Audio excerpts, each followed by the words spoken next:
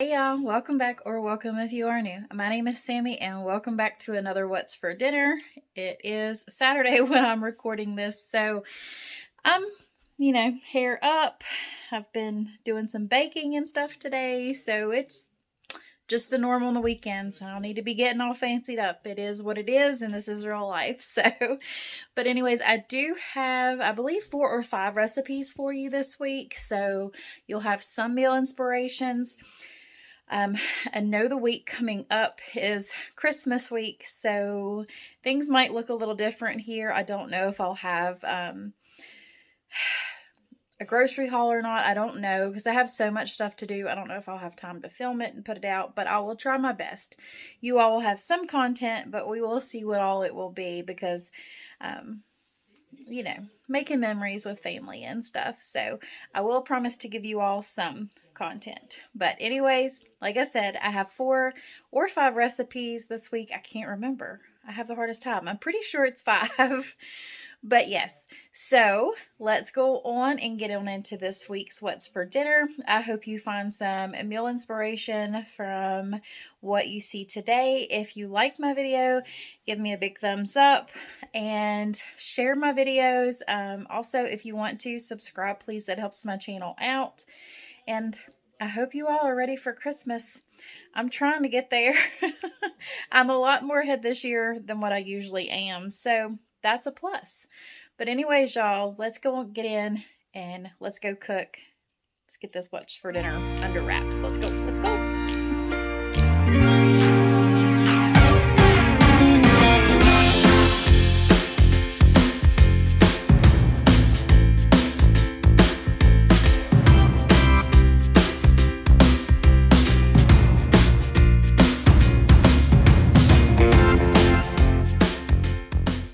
Alright, so to start off with, we're going to have Paula's BBQ Chicken in size. It's actually just her barbecue sauce that I'm using in this, and this was part of a cookbook collab, so I will have that video linked below. But this was really, really good, and I also have this cheesy potato recipe linked down there below too, in case you want to make those. But this was really, really good. The barbecue sauce had a very good flavor, so like I said, I'll have that one linked below. It was a very delicious dinner, very easy to make. We hadn't had barbecue chicken in forever, so my husband was very happy about that. But that was a dinner on this night, so let's go on to the second one, shall we?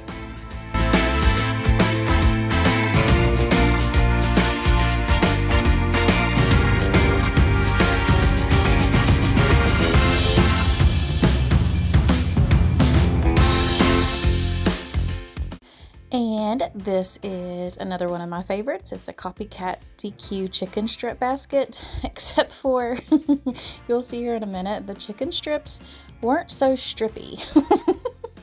They were actually more like chicken patty size for like chicken sandwiches.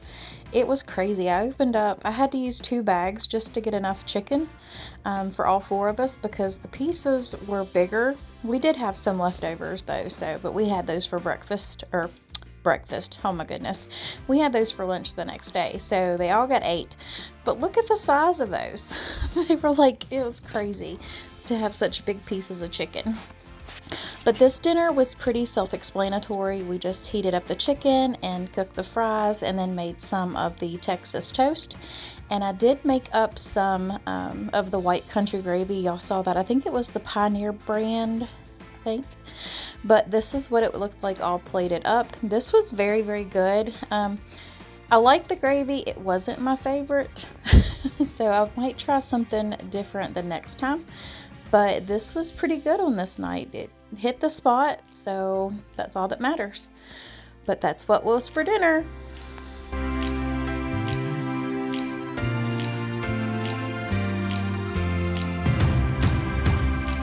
Now, this is a throwback to my younger days when I was a little girl. My mama used to always make these, and she always called them hobo packets, but we're just going to go ahead and call them hamburger and veggie packets. And if you hear that noise in the background, it's my dog scratching at the door trying to get in here because they went in here with me and I'm doing a voiceover. So you'll just need some ground beef, some French onion soup mix, and a veggie soup mix, and then some white potatoes, sliced carrots, canned mushrooms, onion, and of course some foil. I used canned veggies this time because it was after work and I needed to get this done quicker. But if you have more time, by all means, please use fresh veggies because that's usually what I do. But like I said, this was just, a time saver for me. So I'm going to go ahead and start with the ground beef first, and we're just going to go ahead and mix that up. My ground beef was still a little frozen though, so you'll have to see me work with it a little bit to get it broke up in there. And by the time I was done mixing this meat, my hands felt like ice cubes. So it was nice to be able to wash them in some hot water. But you see me straining the veggie packet out, and I did break up some of the veggies in there just to kind of get more of that, I guess, veggie dust, if you say, in there. Some of them didn't go through, but that's okay. And then we take the whole packet of the beefy onion soup mix in there as well. And of course, some nature seasonings gotta go in there. And then all you want to do is just mix this up pretty good, and some Cavenders, of course. And then I break this into 4 even sections. So it's kind of like a little mini meatloaf or Salisbury steak, however you want to do it. But I just mix this up, and like right there, I said just to break them into 4 even patties, which I did. So you'll get your foil, and I'm just going to tell you that I'm just going to slice this onion real quick first and open up all my veggies and get those ready on a plate so I can just do an easy assembly line. Excuse me. So that's what we're going to do right here. So you just take one of the hamburger balls right there, and then you just mash it down to it's about a 1/2 inch thick, and put that down there first, and then you just layer all your veggies, put a pat of butter on top, and then you seal the packet up, and then you just continue on until you're done with all of your packets. And then you bake at 350 for about 25 to 35 minutes depending on your cook time.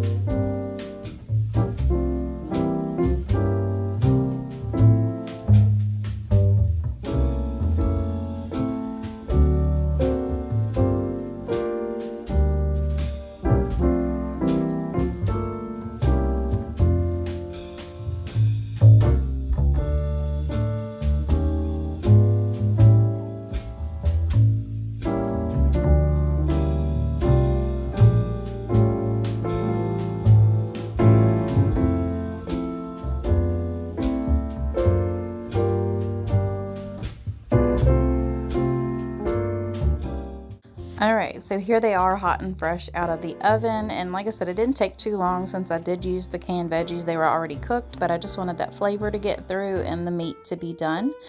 So I just scoop everything out and serve it on a plate, of course. I do pour a little bit of that juice over that when I'm done with it because it has that soup broth and everything on there.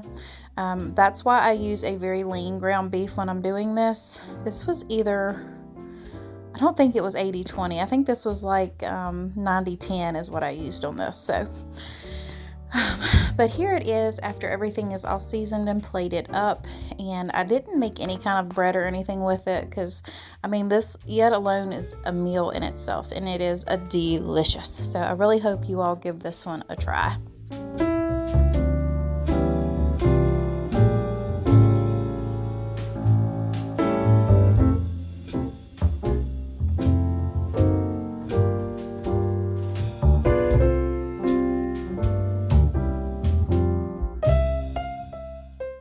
Next up, one of our family favorites is breakfast for dinner, and I just went ahead and made some stuffed crepes with either apples, blueberries, strawberries, and of course some bacon straws.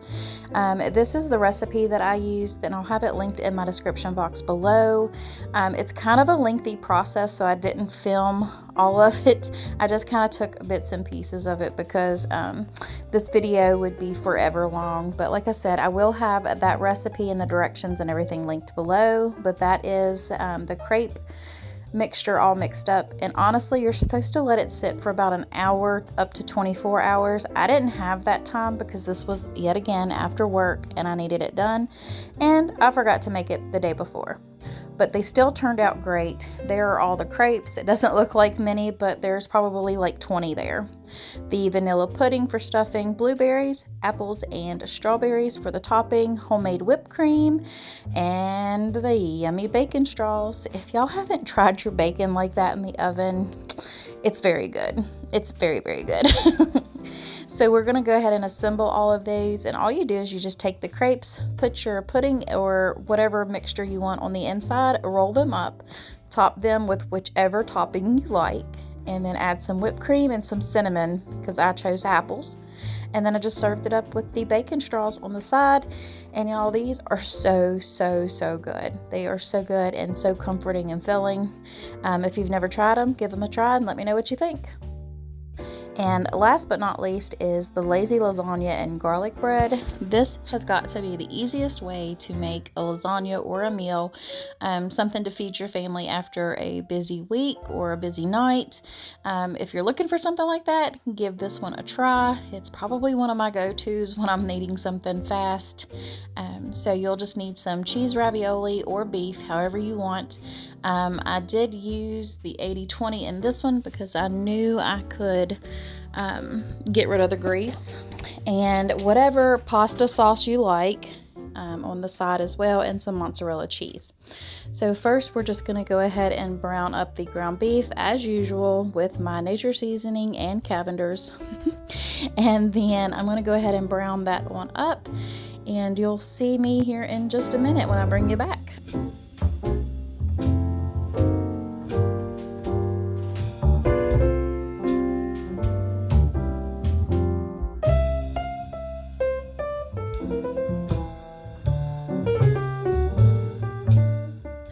Alright, so the ground beef is ready to go, and we're just going to go ahead and add in, I believe it's the roasted garlic and herb Prego. That's what I had on hand, so I went ahead and used it.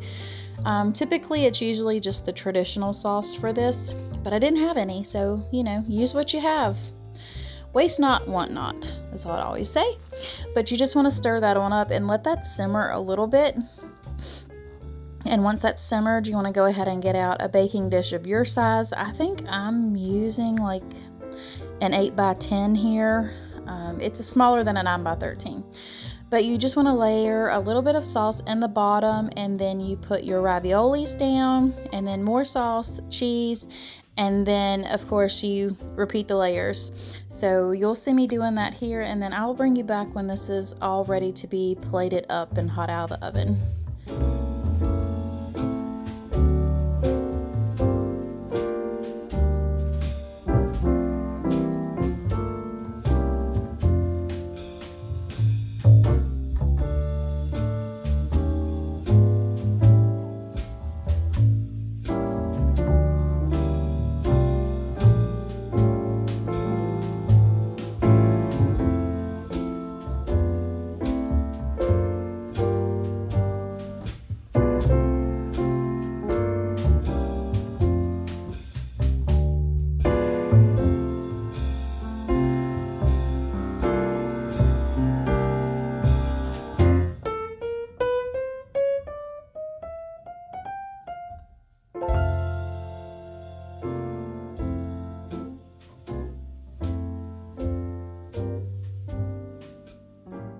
Alright, here is everything once it's hot and fresh out of the oven. I do let this sit just a little bit so you don't scald your mouth.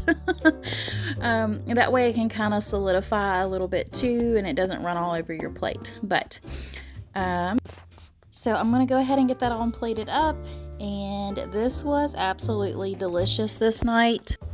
But I really want to just thank you all for coming back for another What's for Dinner. I hope you all got some meal inspirations. Don't forget to give my video a big thumbs up. Share it if you want to. And also think about subscribing. Hit that bell. Make sure you've got all your notifications turned on. That way you're notified every time I upload a new video. But thanks for coming back, and I will catch y'all in the next one. But until then, God bless. Merry Christmas. And I'll see y'all in the next one. Bye.